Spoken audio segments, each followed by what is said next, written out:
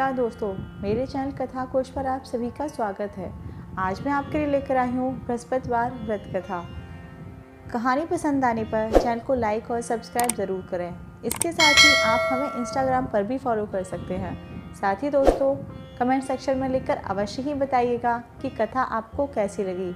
तो आइए शुरुआत करते हैं बृहस्पतिवार व्रत कथा। गुरुवार का व्रत करने से बृहस्पति देवता प्रसन्न होते हैं। यह व्रत अत्यंत फलदायी है। अग्नि पुराण के अनुसार अनुराधा नक्षत्र युक्त गुरुवार से आरंभ करके 7 गुरुवार व्रत करने से बृहस्पति ग्रह की हर पीड़ा से मुक्ति मिलती है। बृहस्पतिवार व्रत कथा। प्राचीन समय की बात है। एक नगर में एक बड़ा व्यापारी रहता था। वह जहाज़ों में माल लदवाकर दूसरे देशों में भेजा करता था। वह जिस प्रकार अधिक धन कमाता उसी प्रकार जी खोलकर दान भी करता था, परंतु उसकी पत्नी अत्यंत कंजूस थी। वह किसी को एक दमड़ी तक भी दान नहीं देती थी। एक बार जब सेठ दूसरे देश व्यापार करने गया हुआ था तो पीछे से बृहस्पति देव ने साधु के वेश में उसकी पत्नी से भिक्षा मांगी।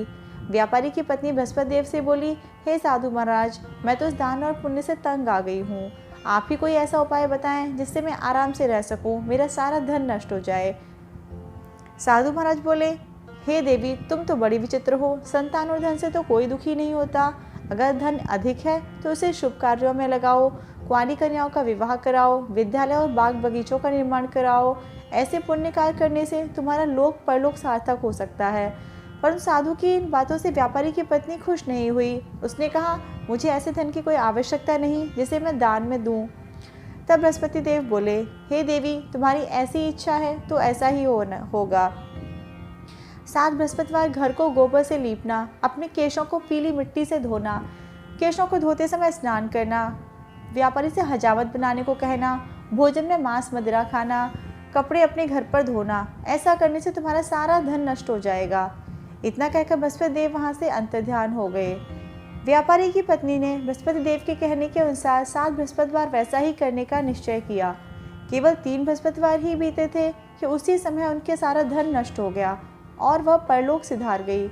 जब व्यापारी वापस आया तो उसने देखा सब कुछ नष्ट हो चुका है। उस व्यापारी ने अपनी पुत्री को सांत्वना दी और दूसरे नगर में जाकर बस गया।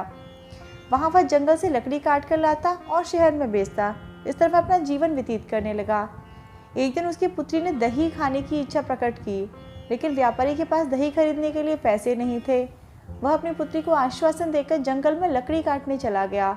वहाँ एक वृक्ष के नीचे बैठकर अपनी पूर्व दशा पर विचार करके रोने लगा। उस दिन बृहस्पतिवार था। तभी वहाँ बृहस्पति देव साधु के रूप में सेठ के पास आए और बोले, हे मनुष्य, तू इस जंगल में किस चिंता में बैठा है? तब व्यापारी बोला, हे महाराज, आप तो सब कुछ जानने वाले हो। इतना कहकर व्यापारी अपनी कहानी सुनाकर रो पड़ा। बृहस्पति देव बोले, देखो बेटा, तुम्हारी पत्नी ने बृहस्पति देव का अपमान किया था, इसी कारण तुम्हारा यह हाल हुआ है। लेकिन तुम अब किसी प्रकार की चिंता मत करो। तुम गुरुवार के दिन बृहस्पति देव का पाठ करो। 2 पैसे के चने और गुड़ को लोटे में डालकर वह अमृत और प्रसाद अपने परिवार के सदस्यों और कथा सुनने वालों में बांट दो। स्वयं भी प्रसाद और चरणामृत लो। भगवान तुम्हारा अवश्य ही कल्याण करेंगे। साधु की बात सुनकर व्यापारी बोला, महाराज, मुझे तो इतना भी नहीं बचता कि मैं अपनी पुत्री को दही लाकर दे सकूं। इस पर साधु महाराज बोले, तुम लकड़ियाँ लेकर शहर में बेचने जाना। तुम्हें लकड़ियों के दाम पहले से चौगुने मिलेंगे, जिससे तुम्हारे सभी कार्य सिद्ध हो जाएंगे। उसने लकड़ियाँ काटी और शहर में बेचने के लिए चल पड़ा। उसकी लकड़ियाँ अच्छे दाम में बिक गईं, जिससे वह अपनी पुत्री के लिए दही लिया और गुरुवार की कथा हेतु चना गुड़ लेकर कथा की और प्रसाद बांटकर स्वयं भी खाया। उसी दिन के उसकी सभी कठिनाइयाँ दूर होने लगीं। परंतु अगली बार जब बृहस्पतिवार की वह कथा करना भूल गया। अगली बार वहाँ के राजा ने एक बड़े यज्ञ का आयोजन कर पूरे नगर के लोगों के लिए भोज का आयोजन किया। राजा की आज्ञा अनुसार पूरा नगर राजा के महल में भोजन करने गया, लेकिन व्यापारी व उसकी पुत्री तनिक विलंब से पहुँचे। अतः उन दोनों को राजा ने महल में ले जाकर भोजन कराया। जब वे दोनों लौट कर आए तब रानी ने देखा कि उसका खूंटी पर टंगा हुआ हार गायब है। रानी को व्यापारी और उसकी पुत्री पर संदेह हुआ कि उसका हार उन दोनों ने ही चुराया है। राजा की आज्ञा से उन दोनों को कारावास की कोठरी में कैद कर दिया गया। कैद में पड़कर दोनों अत्यंत दुखी हुए। वहां उन्होंने बृहस्पति देवता का स्मरण किया। बृहस्पति देव ने प्रकट होकर व्यापारी को उसकी भूल का आभास कराया और सलाह दी कि गुरुवार के दिन कैदखाने के दरवाजे पर तुम्हें 2 पैसे पड़े मिलेंगे।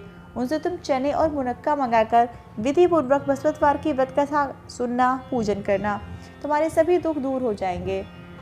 बृहस्पतिवार को कैदखाने के द्वार पर उन्हें 2 पैसे मिले। बाहर सड़क पर एक स्त्री जा रही थी।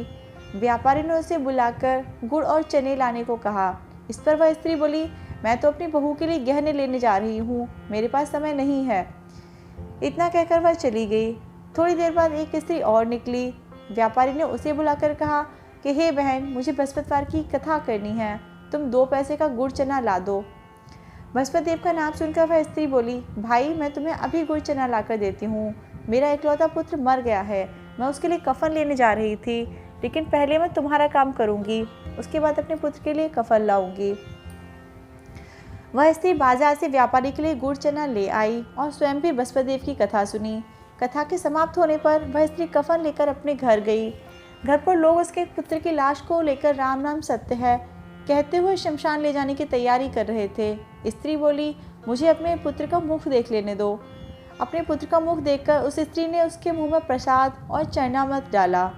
प्रसाद और चरणामृत के प्रभाव से वह पुनः जीवित हो गया। पहली स्त्री जिसने बृहस्पति देव का निरादर किया था, वह जब अपने पुत्र के विवाह के हेतु पुत्र वधू के लेकर गहने लेकर लौटी और जैसे ही उसका पुत्र घोड़ी पर बैठकर निकला, वैसे ही घोड़ी ने ऐसी उछाल मारी कि वह घोड़ी से गिरकर मर गया। यह देखकर स्त्री रो रो कर बृहस्पति देव से क्षमा याचना करने लगी। उस स्त्री की याचना से बृहस्पति देव साधु वेश में वहां पहुंचकर कहने लगे, हे देवी, तुम्हें अधिक विलाप करने की आवश्यकता नहीं है, यह बृहस्पति देव का अनादर करने के कारण हुआ। तुम वापस जाकर मेरे भक्त से क्षमा मांगकर कथा सुनो, तभी तुम्हारी मनोकामना पूर्ण होगी।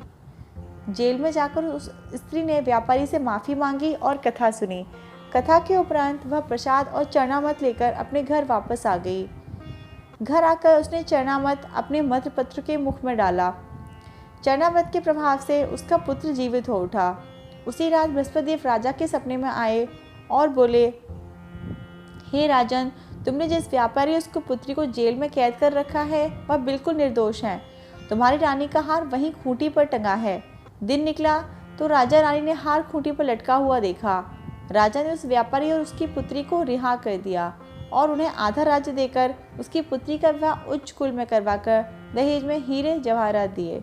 बोलो विष्णु भगवान की जय।